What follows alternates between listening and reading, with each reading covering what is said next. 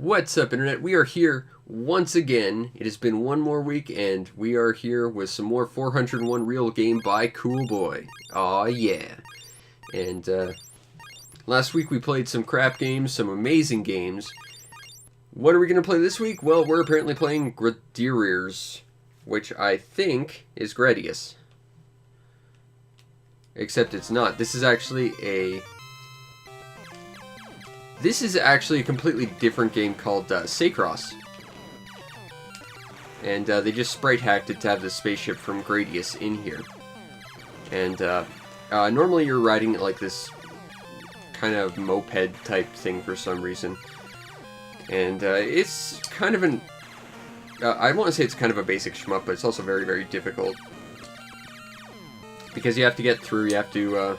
get past all these obstacles, avoid these people bumping into you. You have to try and rescue people at some point that I'm probably going to miss entirely.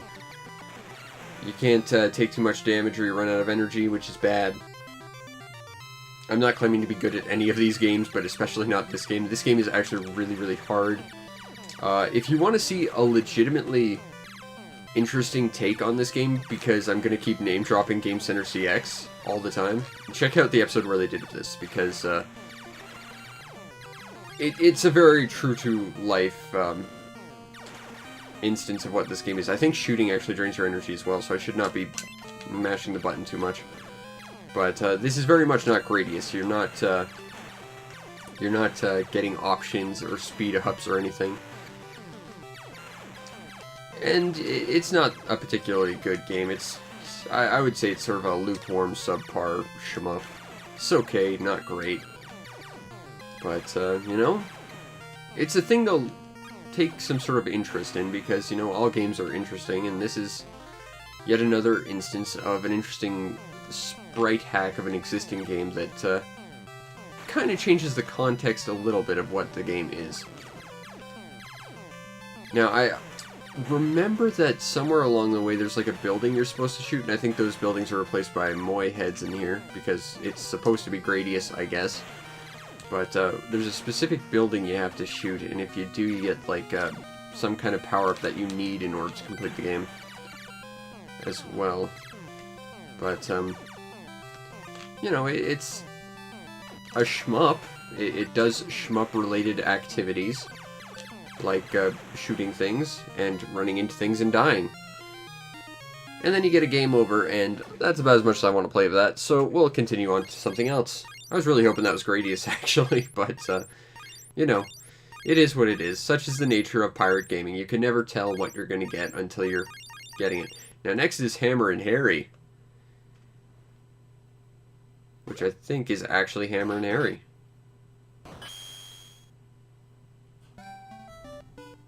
Yeah, this is actually Hammer and Harry. I'm kind of surprised. But this might make it actually really hard to play, because Hammer and Harry was released on the NES in Europe.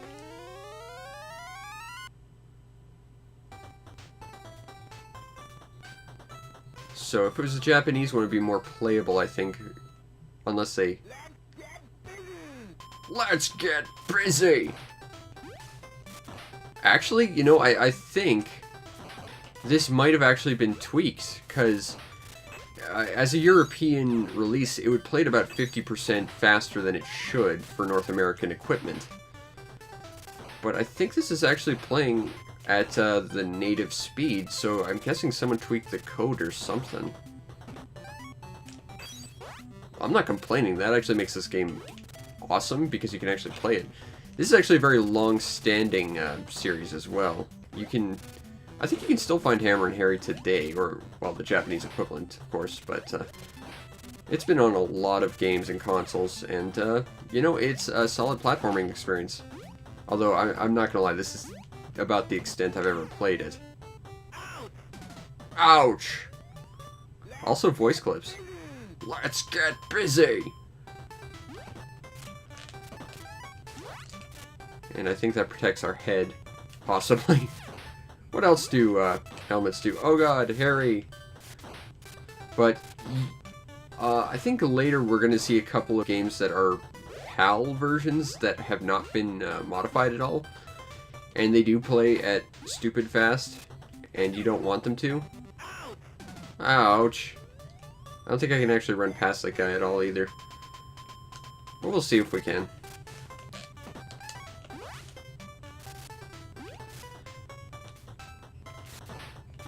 Just gotta go slow, not lose too much health. And I'll be okay.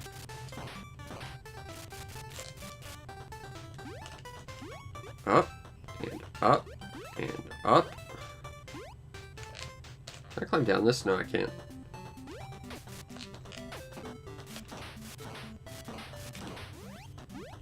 Hooray!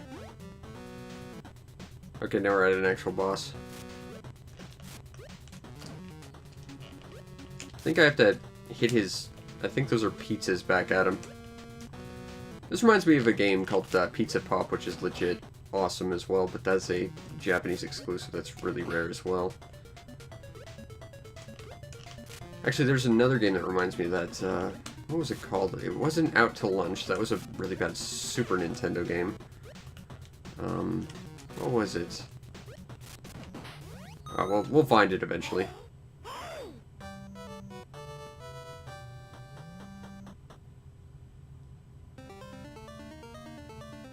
Plot!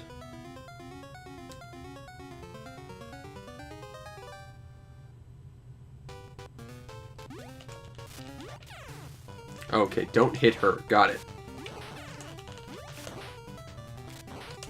I think this is a Konami game, which would explain why there's Contra sound effects when you hit her.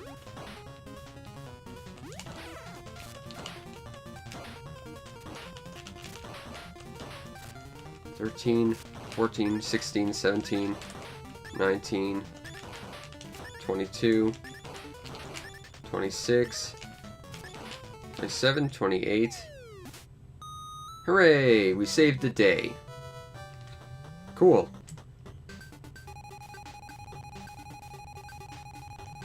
The Rusty Nailers.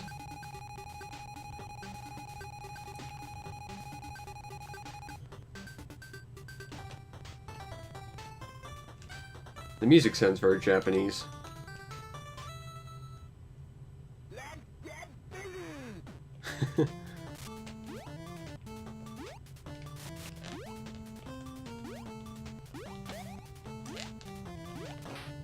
Quit it.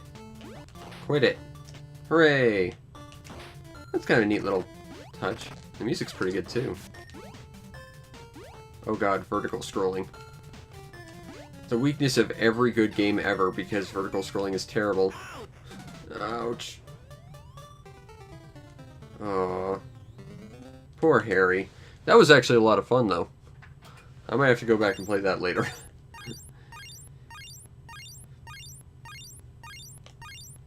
Alright, so the next game we've got is Sudoku. Oh god, this is going to be boring and bad. Oh god, and it's bad music, and it's very clearly a pirate game. We're going to go easy level 1. This is easy? Oh crap.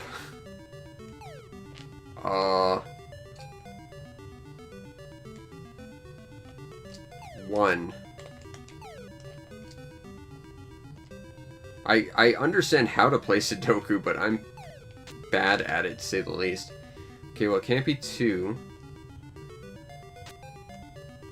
Couldn't be 3 here.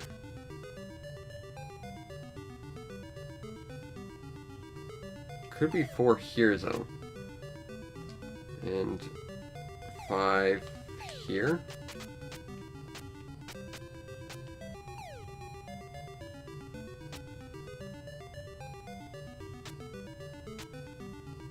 And the music's a bad rendition of Oh Susanna.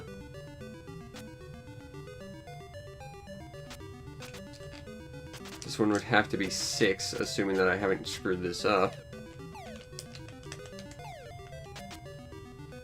And that would make this 9.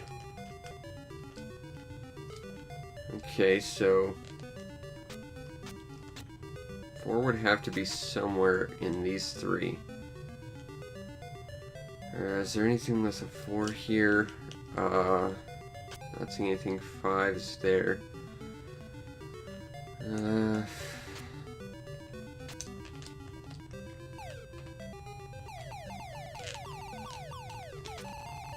They're all 8, I've decided. Hint.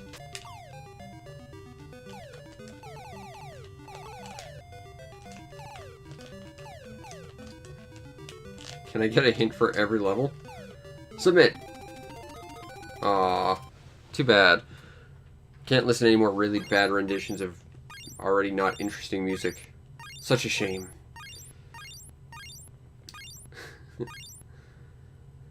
Alright, so next we have Magic Mathematics. Oh, this is just painful, isn't it?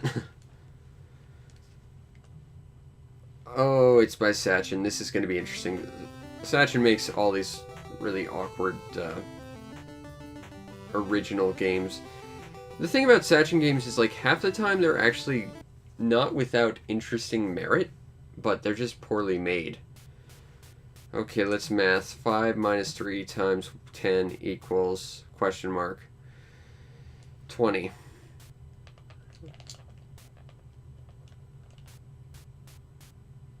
$35? What? 5 minus 3 is 2 times 10. Oh god, you're making me do like bed mass in this crap. Oh dear lord, I don't remember any of this shit. Also, negative 1,000 plus 100? What? Okay.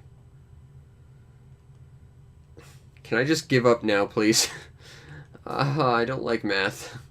Math is the worst. Okay, so that is not negative 900 if you take negative 1,000 plus 100. And negative 10, that's freaking 910 plus 1 is 909. I think. I'm gonna pretend. Oh, hooray.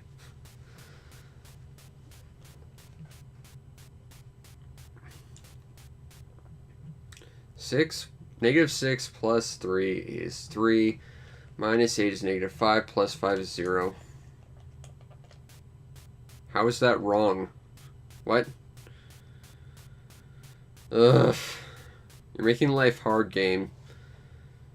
Okay, negative 2 times 7, that's 14 times 15. I have no idea. I don't want to do any of this.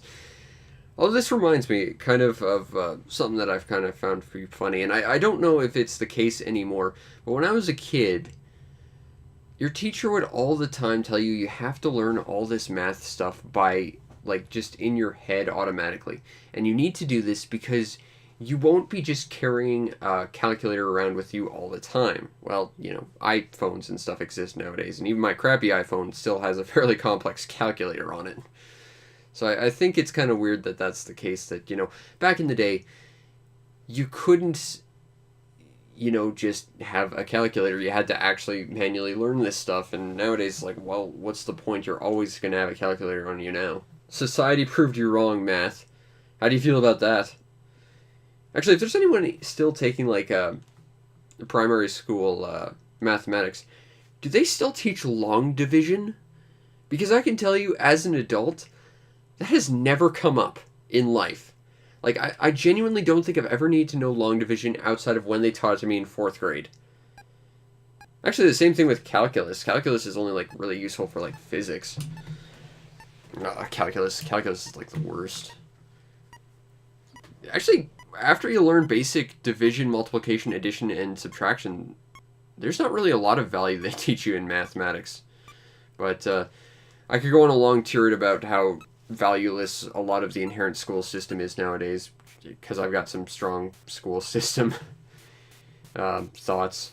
And I'm not just talking about that because, you know, my school left me abandoned in the woods once. I'm talking about because genuinely they don't teach you much of value. Like I said, after addition, subtraction, multiplication, all that stuff, you know, stuff you need to, you know, actually do basic calculations and, you know, balance your taxes and stuff. You know, after all that, it's just glorified babysitting for years afterwards. But, you know, what's really fascinating is this is a game that was probably marketed to kids at some point, and this is, like, some of this stuff, like going through bed math and stuff, that's at least junior high grade math. And who would want to actually play this? You know, it just, why? Like, this is baffling, Sachin. Like, you've had some interesting, maybe not great, but interesting games, but this is a total waste. We might have an extra short episode because of all this crap. But given its quality, I'm okay with that. And I guess finally we have Pachinko with Mr. Do, apparently. Oh god, it's a Pachinko machine. Okay, so here's the deal with Pachinko. It's gambling, kind of. Pachinko as gambling in Japan is quite fascinating. Because gambling is illegal in Japan, as I understand, but to get around that, Pachinko parlors basically say, okay, you win X number of balls by scoring at the bottom of the screen, or hitting certain targets in the machine with your balls, and you know, you can trade in those balls for prizes, and then you can go to a sister location owned by the same company and trade in said prize for a set value of currency. So it's literally just gambling with extra steps. But the idea of Pachinko is basically you've got sort of a pneumatic dial you can see in the lower right, and that tells you how far your balls are going to fire, and you want to get them into little target areas like these. Well, I'm pointing at my screen, so clearly you're going to see this, but 1, 2, 1 down there, and those are some kind of prize payout, or the hole in the middle. And ideally you want to find the sweet spot in the dial and just hold it down, but a lot of these games, the pressure dials back after a little while, so you constantly have to readjust. You can't even just leave it alone, which kind of sucks. But the idea is eventually you earn enough balls that you would allegedly win a prize. Of course, the point of a Pachinko video game is, for the most part, to get you prepared to actually play proper Pachinko, which is why a lot of them simulate actual machines. Although, as I understand, the whole digital Pachinko game thing nowadays is kind of dead. I actually only own one Pachinko game myself, and I own it just for the cultural experience, and that's Pachio-kun Adventures on the Super Famicom, which is trying to turn, well, basically this into an RPG, and it's basically just this. It's not interesting at all. It's gambling without any sort of reward. It's just hold down a button and hope you win, I guess. There's not really any value to these sort of games, especially if they're not going to show you the proper physics of an actual table. There's a couple Pachinko games that are kind of interesting on the PS2, which end up sort of allowing you to... Okay, can I continue, or did I run out of balls? Oh. Okay, what am I doing with this elf guy now? What? Okay. Oh, okay, a ball got stuck, so I have to move it somewhere. Can I move it here? Where can I move it? I'm gonna move it to the dial. I don't know what I'm doing at this point. Like, where is this going? I'm literally crisscrossing the entire map. Where is this going? This is bizarre. I don't think I've ever seen this before. But there's some interesting Pachinko games out there where you can at least tweak like the pin placement and the angles of the pins to modify where they go. It's not much, but it's something that at least allows you to have a little bit more interactivity and sort of I guess sort of a mathematic sort of action-reaction study as to what you're doing, and that's kind of fascinating, but this is not good at all. It is the short version of it. So let's just cover our bases as to what we just played this week. As I apologize profusely for what we had to play this week. We had Gradiers, which was Sacros. That is a very bog standard, subpar shmup. Not very good, not very interesting, very difficult. Go watch Game Center CX's hour-long episode about that, because that's actually fun to watch. Go see the Cacho fail at that. Hammer and Harry's legit, and it does appear to be like the actual English version, which is surprising because it doesn't seem to be playing at an increased speed, so that's genuinely fascinating. Sudoku is Sudoku. You like it or you hate it. I do not care for it. Magic mathematics is depressing. If you ever wanted to take discount calculus class on your NES, I guess there's this. Thanks, Sachin. And Pachinko is a crappy Pachinko game, but it's interesting if you want to learn about Pachinko games, I guess. Maybe. Honestly, these past 5 games, not worth it. Hammer and Harry's the only thing good there, and that game is actually legit, but it does not make up for the abysmal nature of the other games. Again, I'm sorry for these ones, but trust me, as we get down these numbers, it's gonna get worse. But join me next week where we're gonna take a look at Penguin Seal. Hey, that game's got an N in it. I love games with N's in it.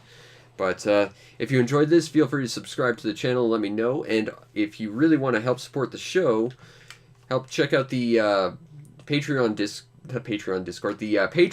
support that, and then you get on the Patreon Discord, and then we can complain about how bad math is on the NES, and how pointless freaking mathematics and Pachinko on an NES cart is, because it's not going to help anyone do anything. But I hope you at least had some modicum of enjoyment out of my suffering here. And I'll see you next time. Peace out, Internet.